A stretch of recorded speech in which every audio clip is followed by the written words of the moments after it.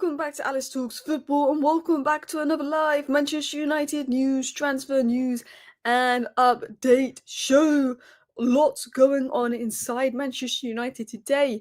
Jim Ratcliffe flying in a helicopter over to Carrington. Jim Ratcliffe getting very heavily involved, holding an emergency meeting. Jim Ratcliffe wants things to change at Manchester United. He's not happy with the current state of things at Manchester United. He's called an emergency meeting and demands answers from Ruben Amorim. Could this be the beginning of the end for Ruben Amorim? Emergency meetings being held, the pressure is on, the manager said he's not going to change, and change is needed. Could a decision on Amorim's future be made tonight after this meeting? Could Amorim even be sacked tonight? We're going to talk about the latest on that.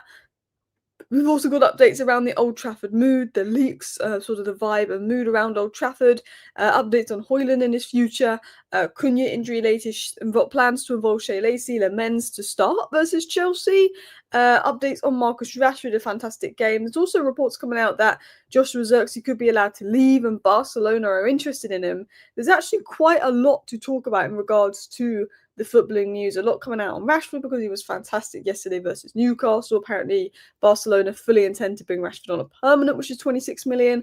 Napoli will fully intend to bring Højlund on the permanent, which is 38 million. There could be money coming in for the likes of Rashford and Højlund very, very soon. But yes, obviously we play Chelsea on Saturday, tomorrow. It's weird, I keep expecting, I'm so used to our games being a Sunday that I've just realised our game is tomorrow on Saturday. Obviously, Alejandro Garnacho is going to be absolutely desperate to score. You just know he's going to be desperate to score. And my head will go if Garnacho scores. But yeah, we're going to get into news. We're getting into stories. But big up to Gaz. Much love to Gaz with the super chat. Happy birthday, Queen Alice. Yeah, 25 today, people. 25. I feel old. I'm closer to 30 now. So big up everybody in the chat with the happy birthday messages. Much appreciated. Yeah, I'm getting old now. It's crazy to think I was 19 when I started this YouTube journey. That's a long way ago, a long way away. But yeah, big up everybody. Much love in the chat. Yeah, I tell you what, a good birthday gift would be a Man United win tomorrow. A bad birthday gift would be Garnacho scoring the winner. I'm just gonna say, my head. Do not bother watching my video tomorrow if Garnacho scores the winner. My head, it will probably be my biggest rant ever. Because I like Garnacho, but I'm fuming that we sold him to Chelsea for 40 million, and I also think he's a brat, and I also think that he wants to score against us so badly. You know, we've put up with Liverpool winning the league again. We've put up with us being rubbish. Garnacho is just a cherry on the top if he scores. My head. But yeah, let's talk about the news. Let's talk about everything going out, because obviously emergency meetings going down. And could Ruben Amorim be sacked by October? Maybe there's talk that they reckon he'll get to November. Could he be sacked October? Could he be sacked September? Could he be sacked if we put in a bad performance versus Chelsea? Could Ruben Amorim be sacked as quick as tonight? Could a decision be made? I think they won't sack Ruben Amorim tonight, but I think in the meeting tonight, they're going to say, if we don't win this, and this game, he's sacked. There is that talk and there is that rumour that Ruben Amorim's now got 3 games. Ineos are giving him 3 games to show something. Could this be the start? Could they be finalising the 3-game plan? Could they be looking at the Ruben Amorim alternatives? Could they be looking at Iriola, Unai Emery, Glasner, all of that as well? Let's talk about the news. So this came out from Adam Crafton and Laurie Whitwell, who are 2 of the best and most reliable journalists in the Manchester United space. They said that Ratcliffe flew into Carrington by helicopter today for a series of planned meetings with Ruben Amorim. The team's form was on the agenda, but Ratcliffe wants to work through issues with Ruben Amorim. So, Ratcliffe flew into Carrington by helicopter today for a series of planned meetings with Ruben Amorim. He wants answers. He needs to know why it's not working. He wants to work through the issues. Jim Ratcliffe is not happy. Jim Ratcliffe is not happy with the current state of Manchester United, but he doesn't want to sack a manager after 4 games. He wants to get to the bottom of the problems of why it's not working for this manager. Now, I say to Ruben Amorim, change or get sacked. You've got to change what you're doing. Your approach is not working. You have a 31-game sample size, and we are bottom. Since Ruben Amorim has come in, we are rock bottom of the Premier League. West Ham have picked up more points. Tottenham have picked up more points if you include goal difference. Wolves have picked up more points. In the 31-game sample size since Ruben Amorim was appointed, no Premier League team has picked up less points than us that has been there the last 2 seasons. Not once. We are bottom. So if Sunderland have a good season, we're favourites to get relegated under Ruben Amorim. Okay? Ratcliffe flew in helicopter. He wants this fixed. He wants this sorted. Amorim won't change. He wants to find a way to get to the bottom of this. He wants to find answers from Ruben Amorim, because if Ruben Amorim cannot provide those answers in the next 3 games, Ruben Amorim is gone. Finito. Done. And I tell you what, look, we need a midfielder. Look, we lack wingers, but Ruben Amorim's selling all our wingers. There's certain players that we need. Don't get me wrong. If Ruben Amorim gets sacked, it's not totally his fault. We all said he needs a midfielder to make the system work. He didn't get the midfielder. But if Ruben Amorim does get sacked, it is also his fault, because he's had 31 games to realise what he's doing is not working and try and change it up. So Ratcliffe is flying in to try and get to the bottom of what the issues are at Manchester United, try and get to the bottom of what's going on at Manchester United and work through issues with Amorim. But I think Amorim could be sacked very soon. On the topics being discussed in the meeting between Amorim and Ratcliffe was the manager's perspective and public press conference. Ruben Amorim is going to talk. Jim Ratcliffe is going to talk to Ruben Amorim. Jim Ratcliffe is flying in to have a meeting with Ruben Amorim to discuss things, because Ruben Amorim's job's on the line. Jim Ratcliffe is getting heavily involved. He wants to know why it's not working. Some people don't like how involved Ratcliffe is getting, but this is an emergency meeting here. This is I need to find out why this isn't working. I need you to tell me your solution. I think this is Jim Ratcliffe testing Ruben Amorim. I think this is Jim Ratcliffe asking Ruben Amorim all these questions so Jim Ratcliffe knows if he needs to pull the trigger soon.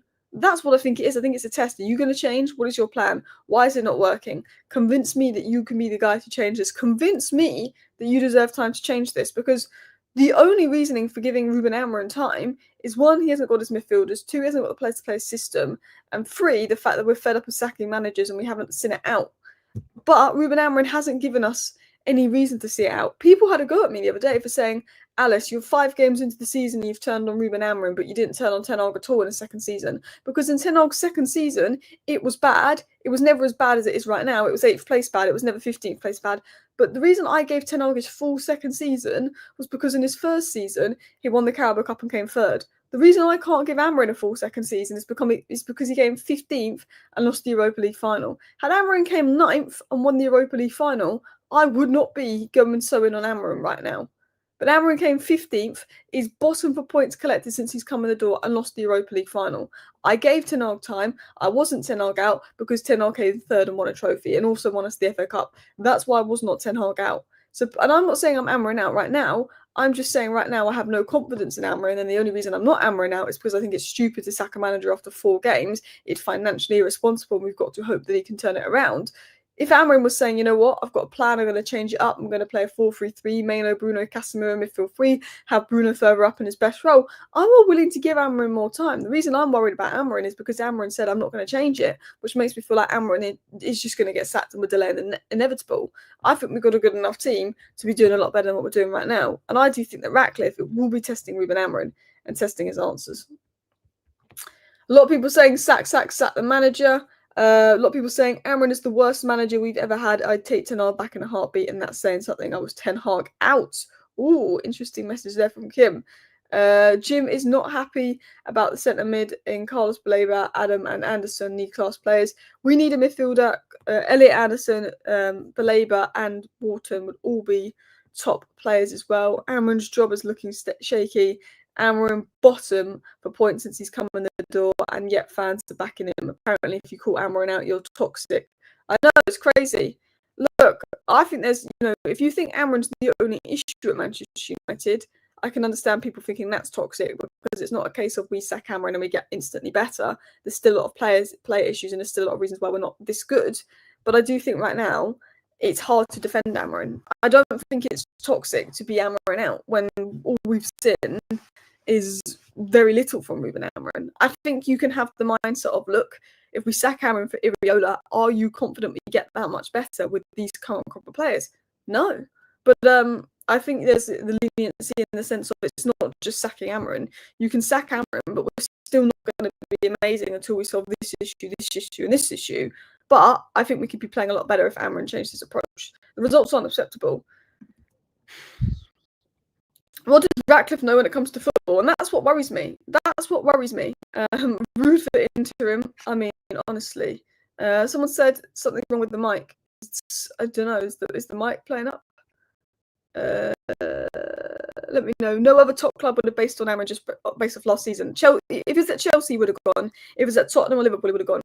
If Ruben Amorim was at any other club right now, he probably would have gone. Sat the manager now won't change anything. Stick with Amorim for one season. Says C Glazer, who has an Arsenal logo in his thing.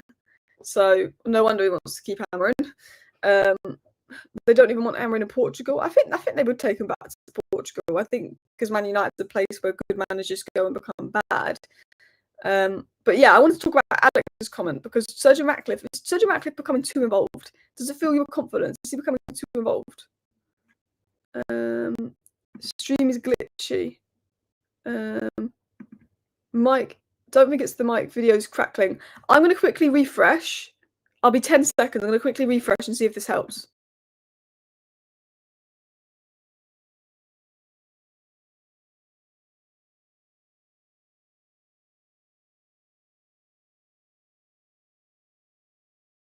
Okay.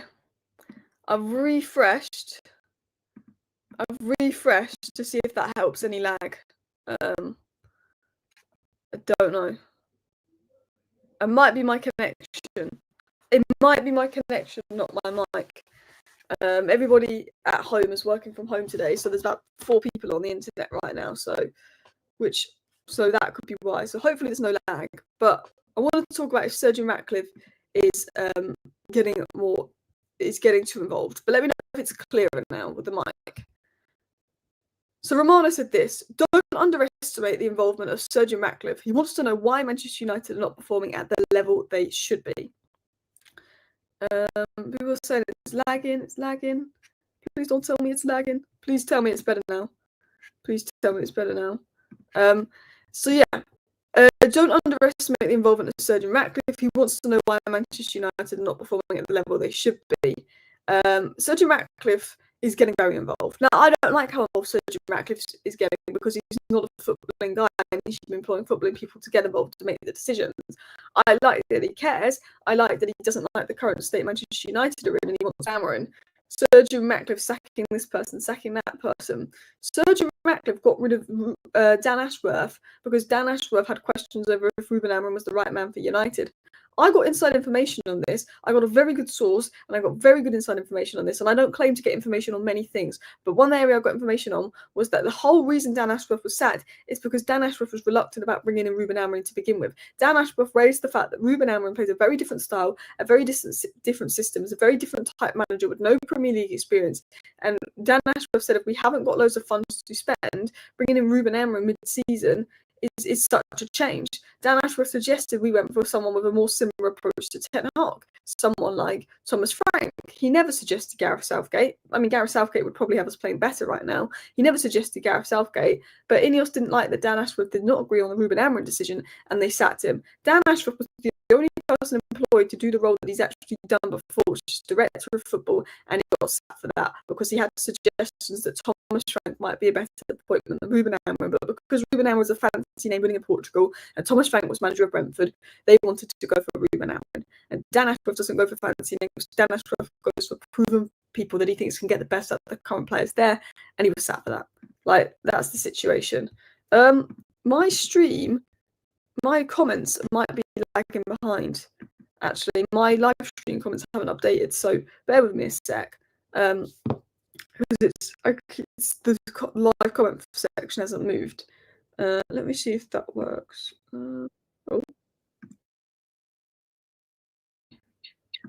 Okay. Okay.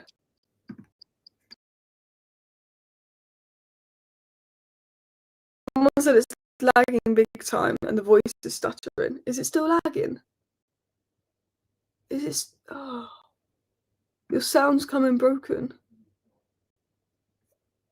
It's crackling. I don't know what's going on with the audio, guys. I don't know what's going on with the audio. Is it really laggy? Glitching is getting worse. Is it still the same? Wait a sec. It must be the Wi-Fi, but I'm going to try plugging in a different mic. Give me 1 sec.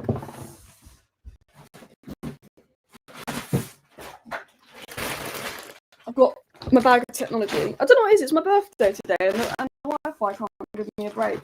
I think it's because Friday, and everyone works from home on a Friday, and I think everybody's on the Wi-Fi right now, everywhere. And I feel like this better work. We've got this mic. Broadband supplier is Sky. Yeah. I don't know if this is going to work any better.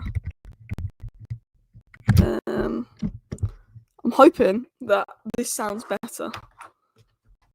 If this doesn't work, it's definitely the Wi-Fi, and there's nothing I can do about it. If this mic doesn't work, is that clear? I don't know. Hopefully, it's clearer. Ineos Wi-Fi. Big up everybody in the chat. Yes, thank you for the happy birthday messages. Much appreciated. Not an emergency meeting according to Fabrizio. It was planned before the derby. Well, it's still a somewhat emergency meeting because it's been planned, right now because of the first few games of the season potentially. The lagging and the crackling. I don't know what's going on. People are staying still the same. I do apologise that it's been such bad audio-wise. I do apologise, but I'm hoping that this is better. Because I hate going live and when the quality's bad. I'll probably have to restart my computer after this. I hate the idea of me being live and you guys having to hear. Because sometimes we've done pre-records, but sometimes there's been a crackling in the mic, and it's not nice to listen to. So I'm hoping it's fixed up. But yeah, let's talk about the other stories. And it says still glitchy but better. It must just be the internet because I've refreshed, I've changed mics. I do apologise for that. But yes, let's continue on into other updates, other news going about. So, Samuel Lucas, who loves to write negative stuff, said this. Man United players are concerned by how swiftly the mood has changed at Old Trafford following 2 defeats from the opening 4 games. Well, this is our lowest points tally after 4 games since 1992. This is our worst start to a season in a very, very long time. We finished 15th last year. We got knocked out the cup to Grimsby, and we've got 1 game a week for ages. No wonder the players are depressed. Well, not depressed, but no wonder the mood is bad. I like to be positive. I like to be a positive person. I was positive all summer about the signings, everything. Even Benjamin Sesko, when I said many times that I'd rather us sign a midfielder than Benjamin Sesko, and I'd rather us sign Carlos Baleba than Benjamin Sesko, I was still very positive when we signed Benjamin Sesko, and I am still positive that he will succeed with time. But it is a case of when you see the manager and he's coming out in interviews saying sometimes I want to quit, sometimes I hate my players, when he's saying I won't change. Ruben Amorim was asked about the problems at United, and he blamed it on player mentality. Now, look, some of it is down to player mentality. Some of it is down to players not doing this. Our numbers are better than the results we're seeing. Our underlying numbers are better than the results we're seeing. So a lot of it can be down to players this and that. But the fact that Ruben Amorim is taking zero accountability to not even think about changing his system is what's going to cost him.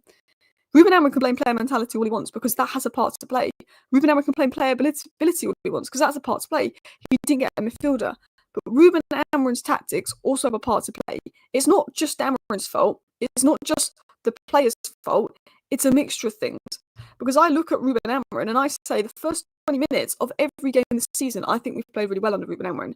But then the opposition figure out our game plan, what we're trying to do, and the opposition adapt the way they're playing, and we don't have answers for that. First half versus Burnley was incredible. First half versus Fulham was good. The opposition adapted because they knew our game plan. And they started to give us space and press us high because they know that's how you get at United, and force us wide because they know we can't progress centrally and overload the midfield, and we had no answers for that. Teams know how to play against us so easily, and Ruben Amorim doesn't have solutions to that. You look at Arne Slot, he's got 3 or 4 different ways of playing depending on the opposition and how the opposition set up against him. Ruben Amorim's got one way of playing, and that does not change. And when you look at how good the Fulham first half was compared to how bad the second half was, that's because Fulham changed the way they played against us. Same with Burnley. And Ruben Amorim didn't have adaptations to that. Arne Slot would have changed something up. Mikel Arteta would have changed something up. Ruben Amorim's solution is we'll take your off for Maguire, change the centre-backs, because that's going to make a difference when the system isn't working in the second half. It's not going to make a difference. And I think, the players are not good enough. We didn't get this, we didn't get that. But Ruben Amorim's tactics have not been good enough. his substitutions, his calls, his adaptations, his ability to not change things, how predictable we are. And I do think it's bad when Ruben Amorim's sitting there completely blaming it on the players and the player mentality, which has a part to play when he hasn't done this and he hasn't done that. Jose's going to Benfica. Ruben interim, it feels that way. At the start, he seemed like a big upgrade on Ten Hag. I'll tell you what Amorim is a big upgrade on in regards to Ten Hag is his player ID. Erik Ten Hag was a better manager tactically than Ruben Amorim. Erik Ten Hag was a better manager tactically than Ruben Amorim, but Erik Ten Hag was obsessed with his SCG agency, and Erik Ten Hag's talent ID was awful. The biggest difference and the biggest upgrade Amorim is on Ten Hag is that the players Amorim has brought in, compared to the players Ten Hag brought in, are significantly better. Amorim is looking at Mbumo Cunha, Ten Hag was looking at the likes of Anthony. You know, I will give Amorim his talent ID. The players he wants in are a much higher level than the players Ten Hag wanted in. You look at the players Ten Hag brought into Leverkusen, they spent 35 million on Jarrell Kwanzaa. 100%. You know, if you're looking at, you know, Amorim in interviews and you're looking at the players Amorim wants in and the players Amorim wants out, he's an upgrade on Ten Hag. But tactically, not an upgrade on Ten Hag. Ten Hag would have won that Europa League final. I'm telling you this now. If we had Ten Hag probably wouldn't have got us to the Europa League final, but Ten Hag would have won us that Europa League final. I'm convinced of it. I thought Amorim's tactics in that Europa League final were awful. At least Ten Hag can adapt and try things. Look, the 3-4-3 system can work. The players are just rigid, but the 3-4-3 system can work, but Glasner plays it in a very different way. Glasner doesn't ignore his midfield. Glasner plays the same system as Ruben Amorim, but he uses his midfield very differently, and he's got much better results. And at the end of the day, people are acting like the 3-4-3 is amazing because look at Glasner, look at Crystal Palace. They still came 12th. They didn't come 4th, Crystal Palace. They came 12th. For me, I look at it, and I'm not trying to be negative because I think 3-4-3s can work, but I think Amorim needs to change the way he approaches it. But when I look at it, and when I look at Manchester United, I just look at it and go back four, Masraoui right back, Dorgu left back, You're in the Lake centre backs, the men's in goal, Casemiro DM, Bruno and Maino more advanced in the middle, Ahmad on the left, Cunha up top, and Boomer on the right, Sesko and Xerxes there on the bench, Bish Bash Bosh. That's the way that I look at it and think that's a really good starting 11 for Manchester United that I want to see. Bruno Fernandes, fantastic player. You're wasting Bruno Fernandes as a 6. Bruno Fernandes has been at fault for 2 of the goals we conceded this season because of his lack of defensive awareness. Bruno Fernandes is creator. You want him higher up the pitch creating. You don't want him deeper. The guy is a liability. Maino was our best player when he came off the bench versus Manchester City. I reckon Maino will be on the bench versus Chelsea. Ruben Amorim doesn't understand how to use Kobbie Maino. And they're all worrying signs for people. All worrying signs. Really was a great decision not to sign Donnarumma. He's been totally useless for City. I'm assuming you're being sarcastic because he was very good for Manchester City in the derby. Obviously, he had nothing to do yesterday. But look, Baindy is rubbish. Arnold is rubbish. Let's hope the men's is good. Luke Shaw and Tom Heaton have been talking about apparently how good and impressive Le Mans was in training, so they're good signs there. Le Mans has been this and that in training. But yeah, Baindy doesn't fill you with confidence, and Nana doesn't fill you with confidence in the slightest, do they? Let's continue on into more updates, more stories, and more news going about. Quite a bit to talk about, but guys, please do go ahead and hit the like button if you have not already. It is my birthday, so I know we've only got 400 people watching, but let's go for 500 likes. Let's be ambitious right now. Paul says, call an emergency meeting, get the owners out. That would be nice. Yeah. I mean, look, the best emergency meeting would be getting the ownership out, 100%. I don't think you could have a better emergency meeting than getting the ownership out. I agree. But let's continue on into more news. So, the feeling at Manchester United is that Rasmus Højlund's 44 million obligation to buy will be triggered, which is £38 million. For Rasmus Højlund's obligation to buy to be triggered, Højlund Napoli need to get Champions League football. Napoli are favourites to win the league, like Liverpool are favourites to win the league. Napoli getting Champions League football is as likely as Liverpool getting Champions League football next season. And if that is the case, they have to pay Højlund's 38 million obligation to buy. Marcus Rashford obviously doing very well as well, so that means Barcelona are going to be more inclined to as well trigger his option to buy. I think that Rashford will go to Barcelona. I think Højlund will go to Napoli. And I think for those two players, we will get 56. We'll be getting 66 million this summer for Højlund and Rashford, plus the wages saved with Rashford, which is good signs there if Rashford can continue that. Apparently, there's still a static noise. I honestly can't do anything about it. I think it's just the Wi-Fi. I've tried and I've tried and I've tried, and the static noise isn't going away. I do massively apologise if it's not been the best quality live. Big up everybody in the chat as well. Big up to everyone watching. But yeah, we should be getting money for Højlund and Rashford.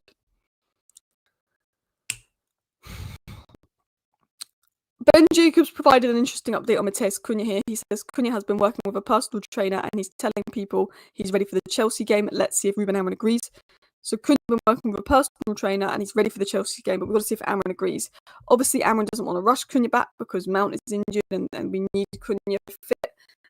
But Cunha is saying that he's fit, he's saying he's ready, and it's up to Manchester United to see if he's fit and ready. Are they going to take a risk? Because I tell you what, when Cunha came off versus Burnley, we dropped off a level. I know Cunha hasn't got a goal yet for Manchester United, but we definitely massively dropped off when Cunha came off the pitch. And I felt right now in the last 2 games, we rely on Abumo to save us because Cunha's been off and Bruno's been so deep.